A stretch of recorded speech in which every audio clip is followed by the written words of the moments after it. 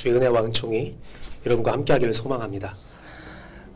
화면이 먼저 나왔는데요. 워싱턴 포스트지의 칼럼니스트이자 작가인 진 바인가르테이라는 사람은 유명한 바이올리니스트가 300년이 넘은 고가의 바이올린을 들고 야구 모자를 쓴 채 지하철역에서 공연을 한다면 무슨 일이 벌어질까 궁금해했어요.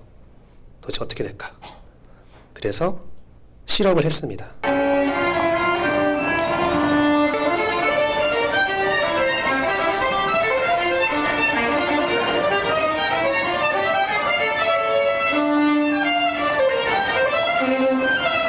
조슈아 벨은 그래미상을 받은 사람이었고요.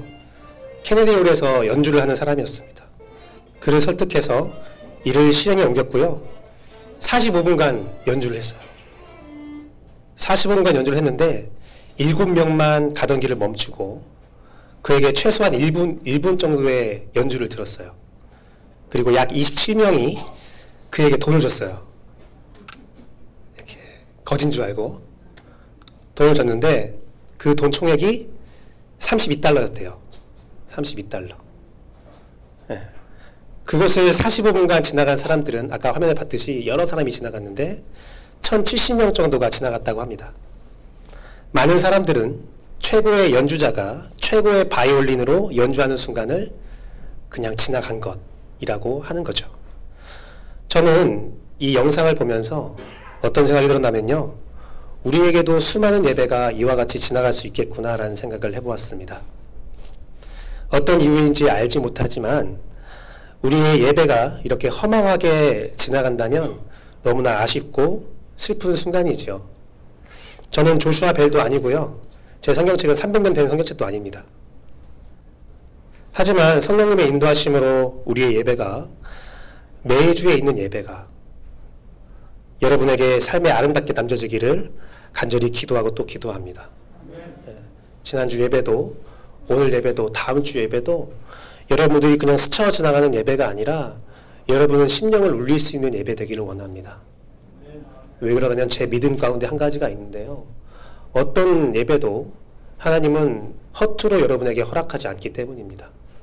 가장 아름다운 악기와 가장 놀라운 연주자가 뽐내는 설교라고 생각하시고 여러분들이 말씀을 잘 들었으면 좋겠습니다. 네. 오늘도 역시 하박국입니다. 네. 끊임없이 하박국을 하고 있는데 오늘은 마지막 시간이에요. 마지막 하박국 시간으로 살아가는 부흥이라는 말씀을 전하고자 합니다. 저는 지난 시간까지 하박국 말씀을 통해서 여러 가지 말씀을 드렸는데 처음 들었던 말씀은 어떠한 상황 가운데서도 우리가 어떤 모양을 가지더라도 거룩한 모습이 아니어도 하나님 앞에서 그냥 울기만 해도 괜찮으니까 기도를 해야 된다라고 말씀을 드렸어요. 그리고 기도할 때 하나님은 응답하신다고 하셨습니다. 그렇게 말씀을 전했죠. 하지만 그 응답이 때로는 내 마음에 맞지 않은 응답이 있을 수 있다라고 제가 말씀드렸어요. 그런 상황 가운데서도 오직 믿음으로 살아가야 한다. 하루하루를 살아가야 한다라고 말씀드렸습니다. 그래서 믿음으로 사는 것이 무엇인가를 한번 고민했었어요. 여러분들이 좀 기억에 남았으면 좋겠는데 오늘은 그러한 상황 가운데서도 하박국이 어떻게 고백하는지를 통하여 하나님 안에서 믿음으로 사는 것이 그 부흥의 삶이 무엇인지를 마지막으로 살펴보기를 원합니다. 2절 말씀을 보면요. 이런 고백을 합니다. 여호와여 내게 주께 대한 소문을 듣고 놀랐나이다. 여호와여 주는 주의 일을 이 수년 내에 부응하게 하옵소서. 이 수년 내에 나타내시옵소서. 진노 중에라도 군우를 잃지 마옵소서라고 고백합니다. 이 말씀은 정말 많은 사람들이 좋아하고 교회 플랑으로도 많이 만드는 구절인데요. 참 아름다운 말씀이죠. 주의 일을 이 수년 내에 부응하게 하옵소서. 그런데요. 이 주의 일에 대한 내용을 보면요. 15절까지 나오는 내용은 징계입니다.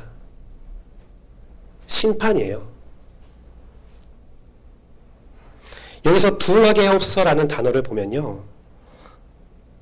이 단어는 하야라는 단어로 저번에 알아봤듯이 2장 4절에 나오는 이 의는 그의 믿음으로 말미암아 살리라라는 단어와 똑같은 단어예요.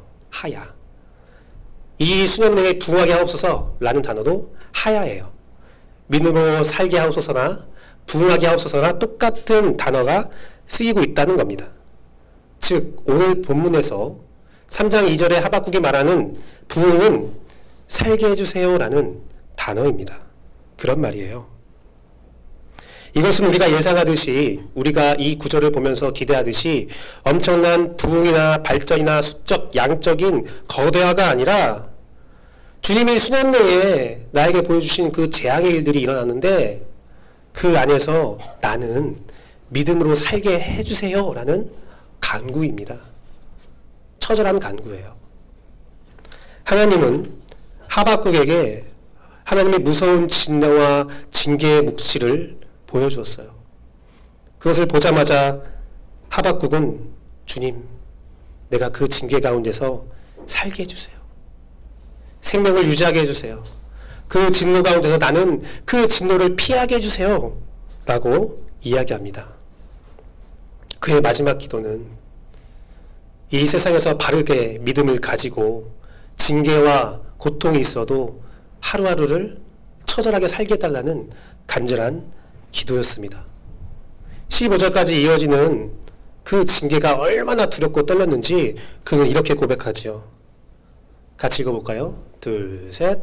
내가 들었으므로 내 창자가 흔들렸고 그 목소리로 말미암아 내 입술이 떨렸도다. 무리가 우리를 치러 올라오는 환난 날을 내가 기다림으로 썩이는 것이 내 뼈에 들어왔으며 내 몸은 내 처소에서 떨리는도다. 여러분, 이러한 고통을 받아본 적이 있나요?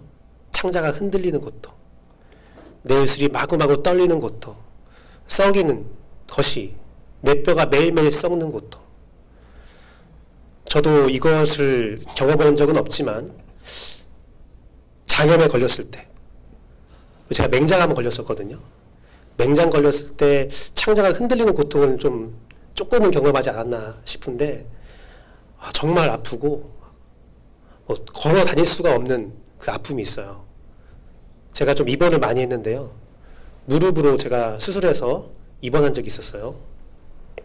지금은 튼튼하게 다 붙어있고 군대까지 갔다 올 정도로 괜찮은데 그때 무릎 수술해서 입원했을 때에 병동이 없으니까 6인실 가야 되니까 안병동에 들어갔어요. 제가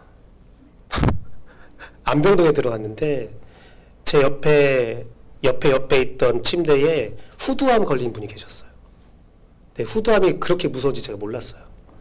매일 살이 썩어 들어가서, 뼈와 살이 썩어 들어가서 자고 일어나면 피가 막 한 사발씩 쏟았다고 하더라고요. 계속 매일 밤마다 썩어 들어가니까 계속 터지면서 피가 나오는 거예요. 그러면 자고 일어나면 딱 옆에 침대를 보면 그 옆에서 간병인들은 항상 지쳐 있어요. 오늘 이 하박국의 고통은요, 말할 수 없는 고통이에요. 이것은 견딜 수 없는 고통입니다. 여러분은 이러한 고통을 경험해 본 적이 있는지, 또 난감한 적이 없는지 한번 생각해 보세요. 제가 인터넷에서 난감한 상황하고 인터넷을 쳐보니까 이런 상황들이 나오더라고요.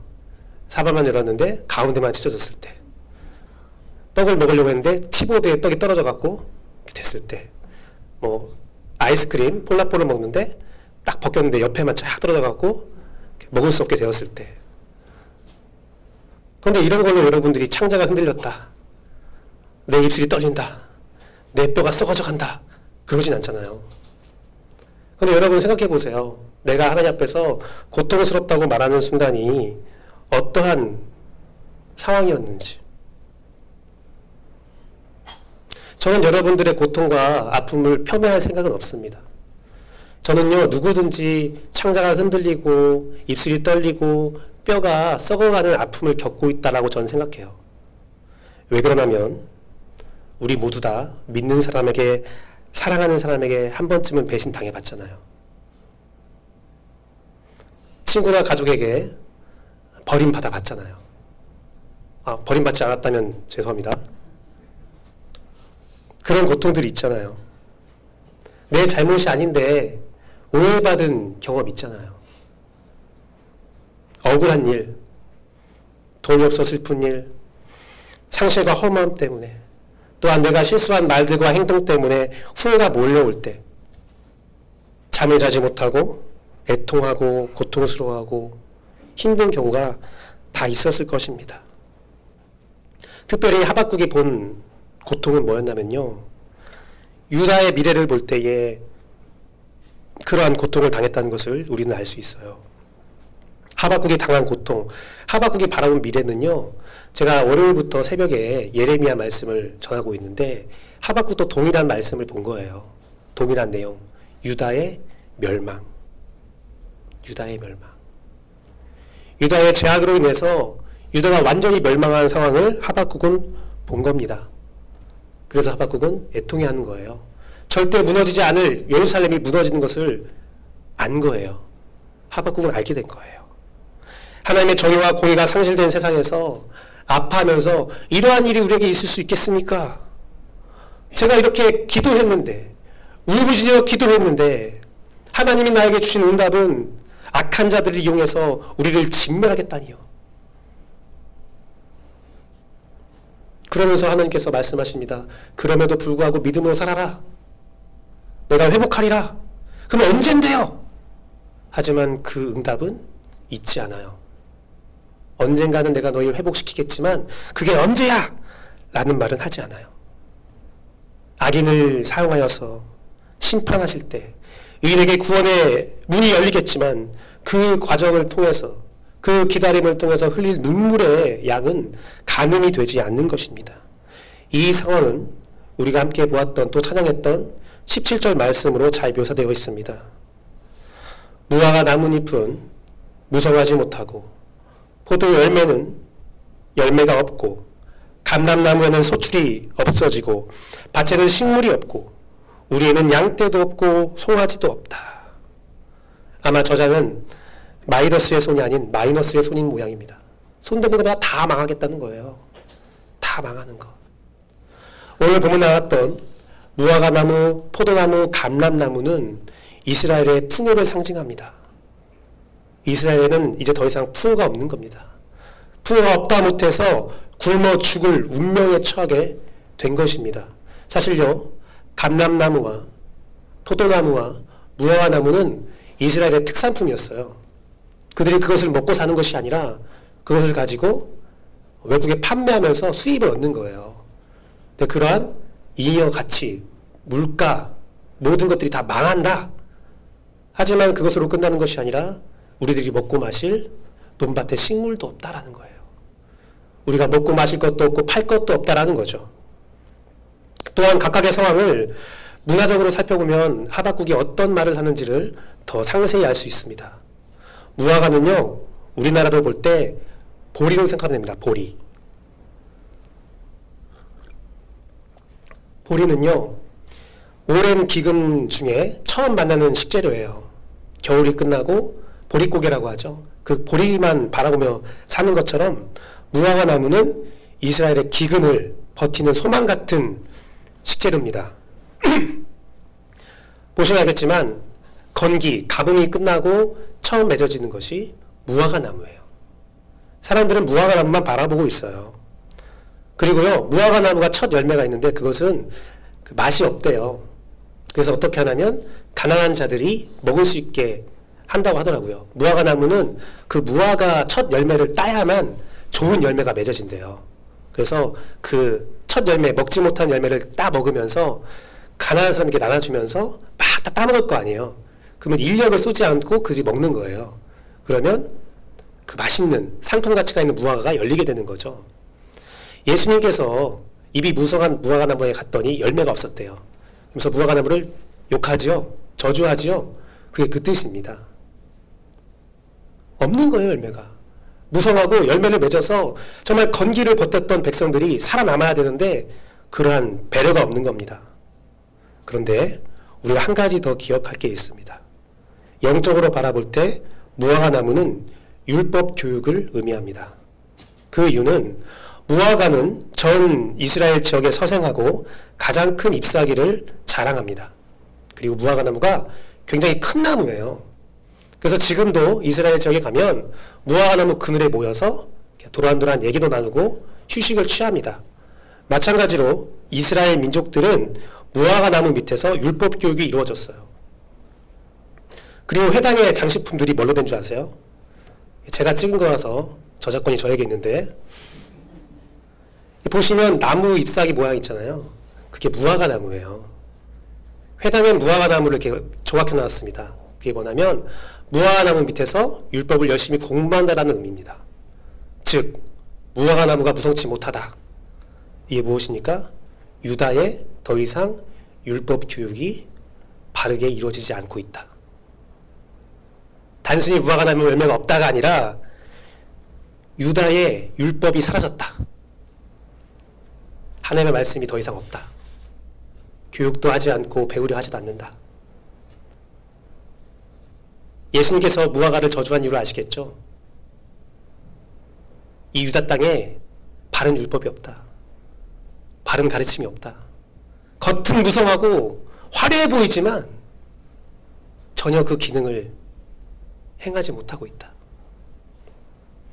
그러면 포도나무는 무엇입니까? 포도나무는 더 치명적이에요.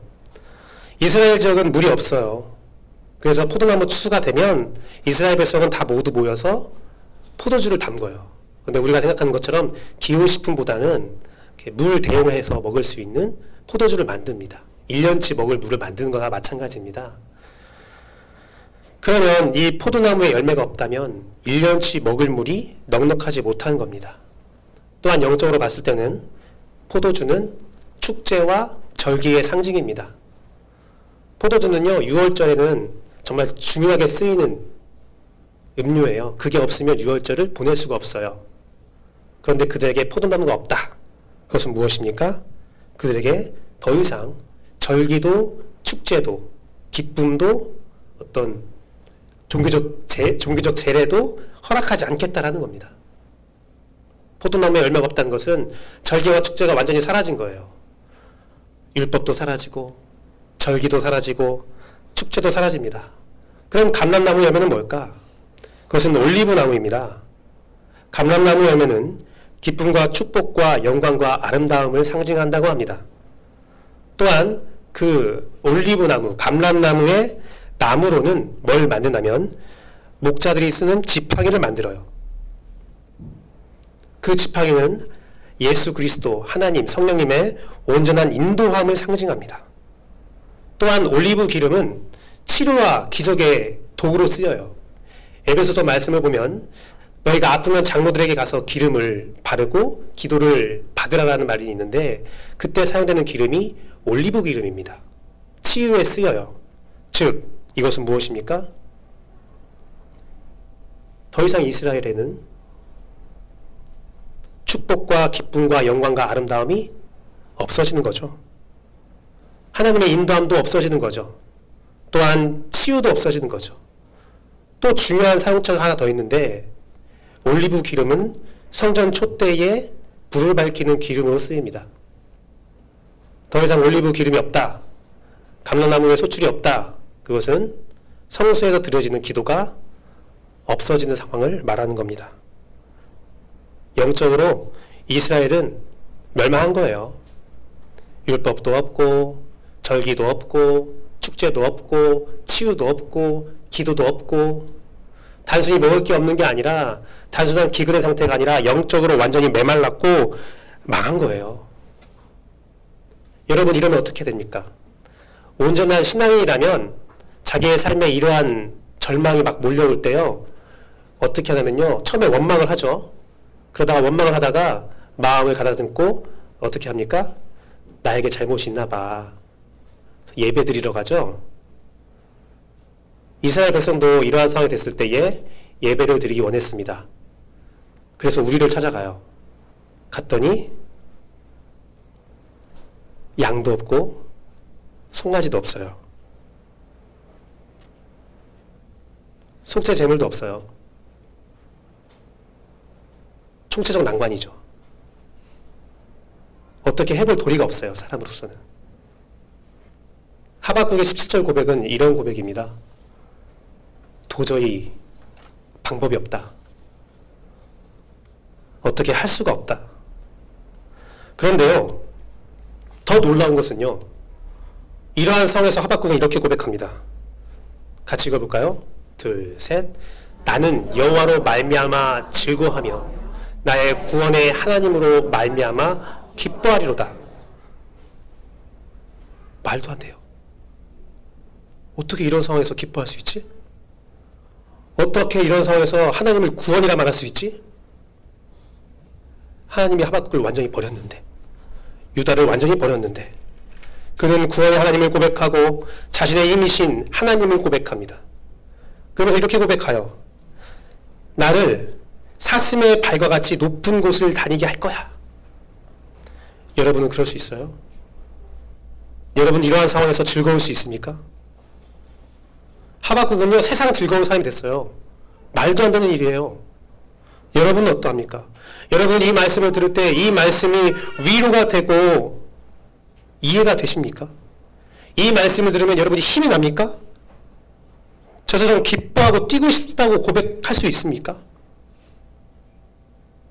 제가 대학교 사역을 할 때에 대학교 사역이 막 힘들어질 때였어요.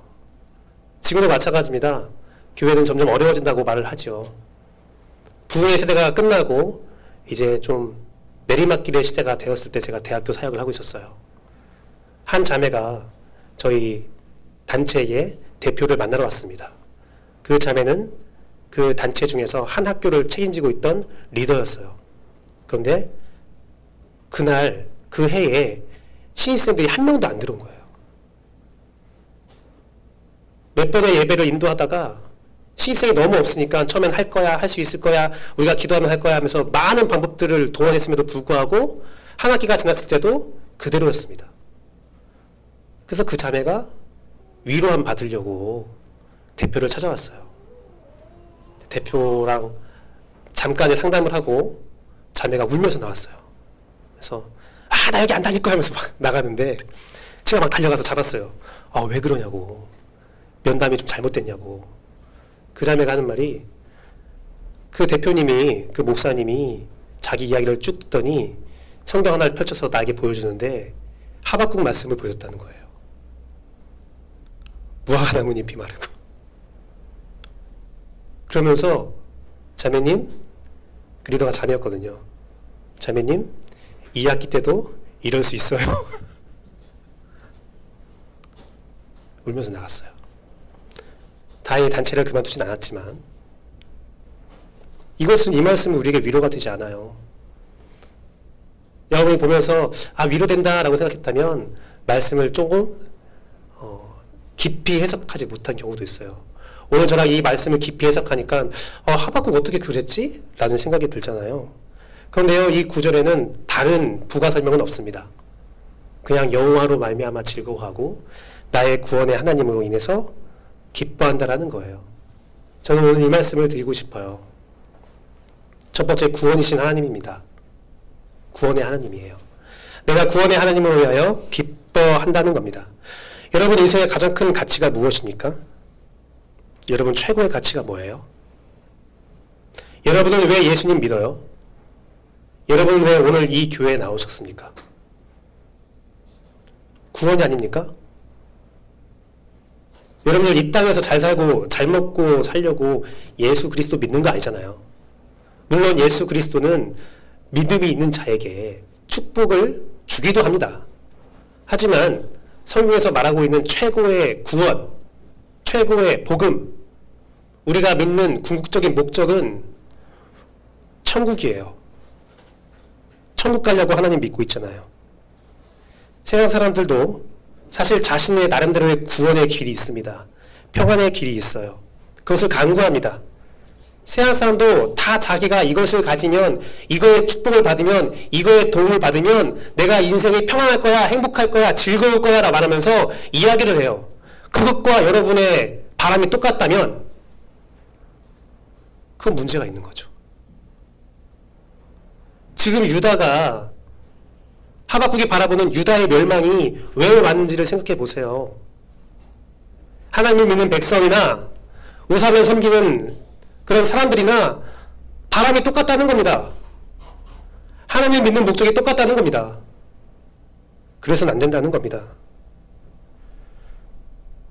우리는요, 오직 여호와 하나님이 나의 구원의 길이라고 알고 있습니다. 여러분이 구원의 길을 걸어가면서 즐겁지 않고 만족하지 않다면 혹시 조심스럽게 여러분에게 말씀드리는데, 여러분은 감람나무야 무화과나무와 포도열매와 우리의 양떼와 송아지 때문에 신앙생활을 한 겁니다. 하나님은 우리에게 이 말씀을 드리는 거예요. 고난을 통해서 우리에게 믿음을 재어보겠다는 겁니다. 너희가 무화과나무 때문에 나를 믿었냐? 너희가 포도나무 때문에 나를 믿었냐? 너희가 감람나무 때문에 나를 믿었냐? 왜 아까 송아지와 양 때문에 나를 믿었냐? 아니면 그냥 나를 믿었냐? 하박국은 고백하는 겁니다. 나는 구원 때문에 하나님을 믿었습니다. 그러니 나는 구원의 하나님으로 인하여 기뻐하겠습니다. 사랑하는 성도 여러분, 우리는 모두가 예수 그리스도가 구원이란 사실을 알고 있잖아요. 그래서 이 자리에 앉아 있잖아요. 그렇다면 예수 그리스도만으로 행복했으면 좋겠습니다. 그 구원의 은혜 때문에 내 안에 아무것도 허락되지 않아도 즐거웠으면 좋겠습니다. 목사님, 저에겐 구원의 하나님이 있지만 다른 것이 없어서 불행해요. 그러지 않았으면 좋겠어요. 여러분이 하나님께 받은 것도 없고 늘 고통만 받았다고 느껴지며 지독한 상실감 가운데 빠져 있을 때에, 하나님 앞에 나와서 그 문제를 해결받고자 할 때에, 그럴 수도 없는 상황이 왔다고 할지라도, 내 인생에 절망만 있다 할지라도, 여러분이 꼭 기억하십시오. 내가 드릴 것이 없어도, 나에게 우리의 양떼와 송아지가 없어도 주 예수 그리스도가 이미 모든 것을 지불하여서 여러분의 소유가 없어도 여러분은 기뻐할 수 있다. 사실 17절에 나오는 모든 부족함은 필요 없어요. 예수 앞에서. 감람나무가 있어야 우리가 치유받습니까? 그게 있어야 하나님의 인도함 받습니까? 기도할 수 있습니까? 성수의 촛불이 꺼져도 우린 기도할 수 있어요. 주께 드릴 재물이 없어도 우리의 죄를 속죄받을 수 있어요. 무화과나무 같은 그늘이 없어도 우리는 성경을 공부할 수 있어요. 포도나무 열매가 없어도 우리의 절기는 지켜질 수 있어요. 우리 교회의 모든 축복을 하나님께서 앗아가도요, 우리가 여호와의 구원으로 인하여 기뻐한다면 우리 예배할 수 있어요. 우리 주님 만날 수 있습니다. 여러분 천국 가는데 전혀 문제 없어요. 여호와의 구원으로 인하여 기뻐하는 교회 되길 소망합니다. 두 번째로 하박국은 고백합니다. 나의 힘이신 하나님입니다. 구원을 얻었다 할지라도 상실감을 가질 수 있습니다. 저도 상실감을 가집니다. 그런데요, 그 상실감이 어디서 왔는지를 생각해 봤어요. 제가 고민해 봤어요. 그랬더니 그 상실감은 참 이상하더라고요. 내 상황이 똑같아요. 내 상황이 변함이 없어요. 하지만 어쩔 때는 교회 공동체에서, 또 가정에서, 직장에서, 사회에서 상실감이 느껴져요. 똑같은 일을 하고 똑같은 상황인데 어떨 때는 교회 공동체에서, 학교에서, 모든 나의 상황과 관계에서 만족함이 느껴져요. 변한 건 하나도 없는데 어쩔 때는 만족하고 어쩔 때는 상실감이 있나 돌아봤더니 언제였냐면 비교할 때 생기더라고요. 비교할 때. 나는 똑같은데 비교하는 순간 상실감에 빠진다는 겁니다. 나와 타인을 비교해요. 심지어는 어떤 사람도 있냐면요, 자기 자신과 자기를 비교하는 사람도 있어요. 내가 옛날에는 더 놀라운 것은요, 지금 더 상황이 좋아져도 옛날의 자신과 비교합니다. 우리 어르신들에게 죄송하지만 나이죠, 나이. 다 가졌는데 자녀들도 다 축복받고 누가 봐도 부러운 인생을 살고 있는데, 비교한다면 저 사람이 비교하는 것이 아니라 내가 비교받아야 되는데 그 사람이 슬퍼해요. 그 이유를 찾아보면 나이 들었대. 자기의 과거에 있던 젊은 자신과 자기를 비교합니다. 내가 가진 모든 것들을 다 팔아도 그 젊음을 살 수 있다면 나는 행복할 거야. 그 놀라운 일을 행하지요. 그런데 오늘 저자는 어떻습니까? 내 밭에는 아무것도 없어도, 내 우리의 양떼가 없어도 다른 사람을 보면서 비교하지 않아요. 그런데 이 사람이 고백할 때, 하박국이 고백할 때 주께서는 나의 발을 사슴과 같이 해서 높은 곳을 다니게 한다라고 고백합니다. 이 고백은 참 이상한 고백이에요. 성경에는 이 사슴이 높은 곳을 다니게 한다는 고백이 많이 나오는데 저는 볼 때마다 그것은 이상한 고백이라고 말합니다. 왜 그러냐면요, 이 자료를 한번 보십시오. 여러분, 자료가 나오기 전에 독수리가 있는데요, 독수리가 사슴을 잡아먹습니다.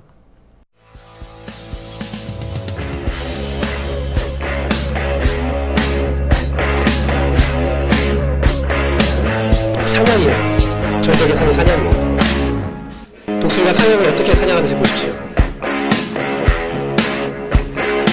잡죠? 그래서 절벽에 떨어뜨려요.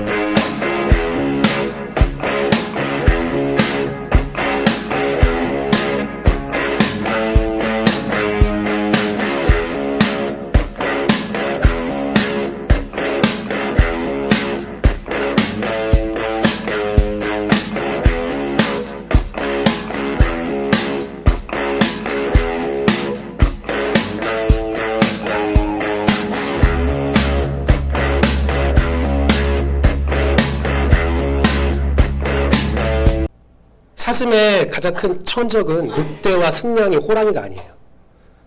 독수리예요.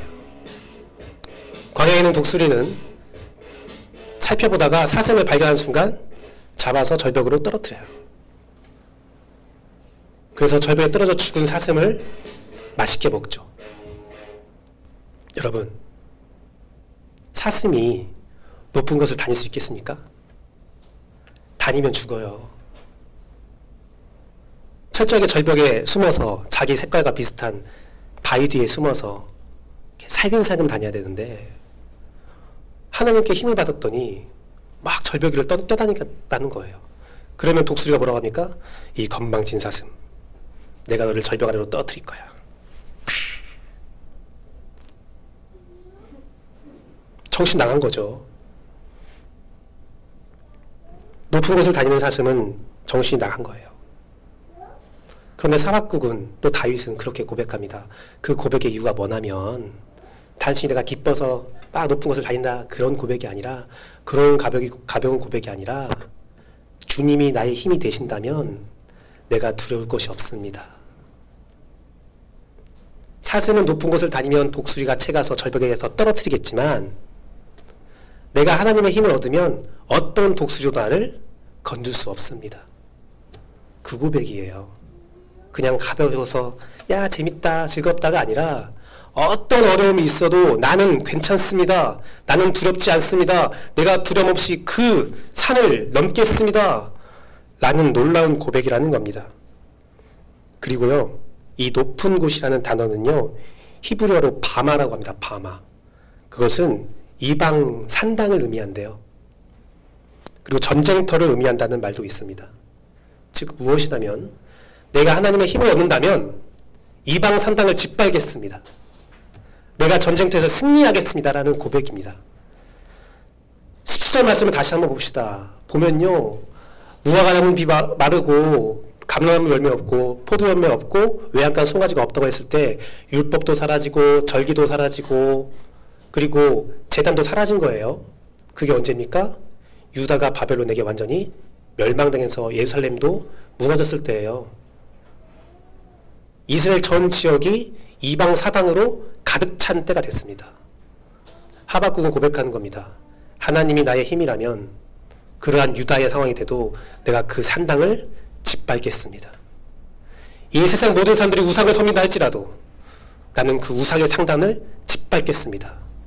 그들이 나에게 말할 수 있습니다. 우상을 섬기지 않으면, 하나님을 버리지 않으면 내가 독수리처럼 너를 채서 절벽으로 떨어뜨려 너를 죽여버리겠다.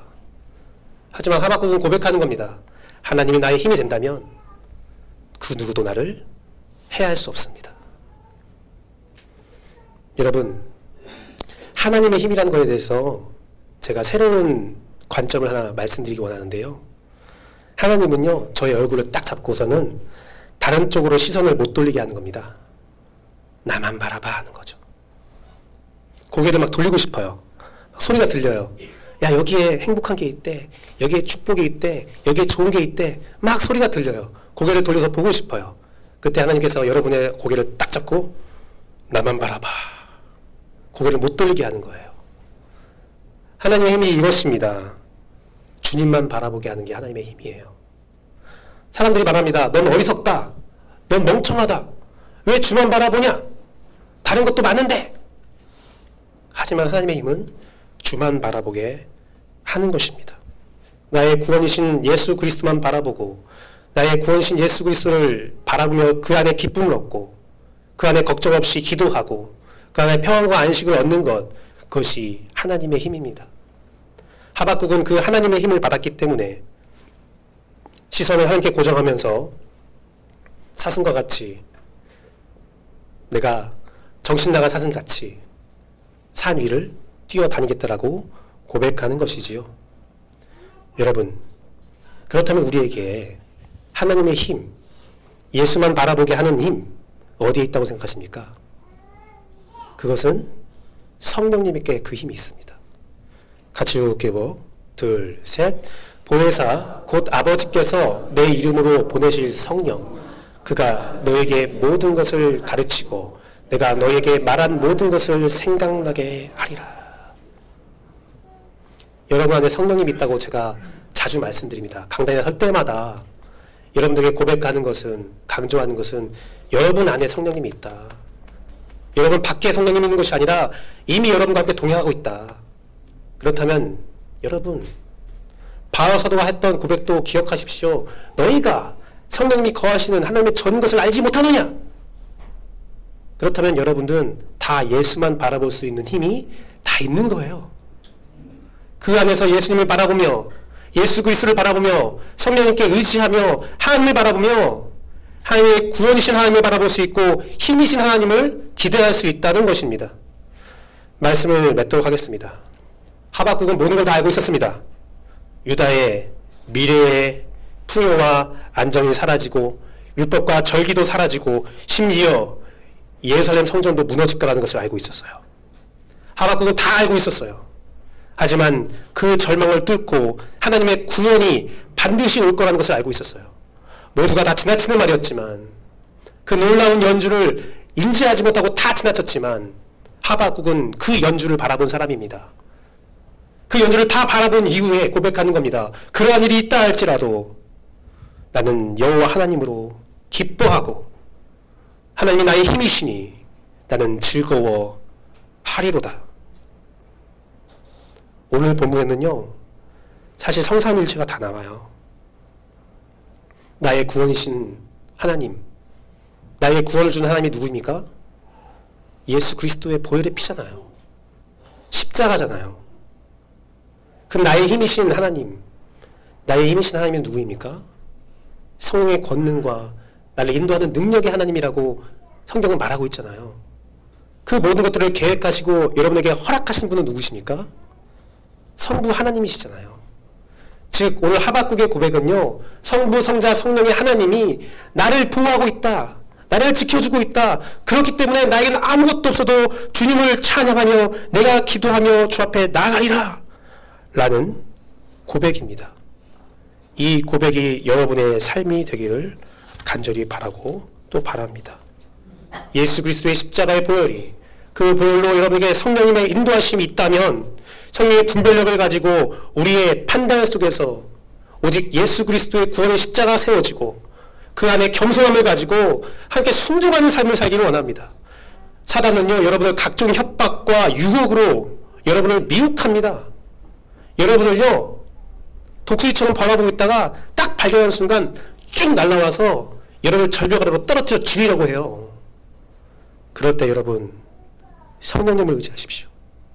나의 힘이신 하나님을 의지하십시오. 그렇다면 어떤 것도 여러분을 넘어뜨릴 수가 없다는 것입니다. 고통의 날이 임하였을 때에, 예루살렘의 성전이 무너질 때에, 그 절망의 날이 있다 할지라도 하야 부흥하게 하옵소서. 나를 그 믿음 안에서 살게 하옵소서. 나를 제발 살아가게 하옵소서.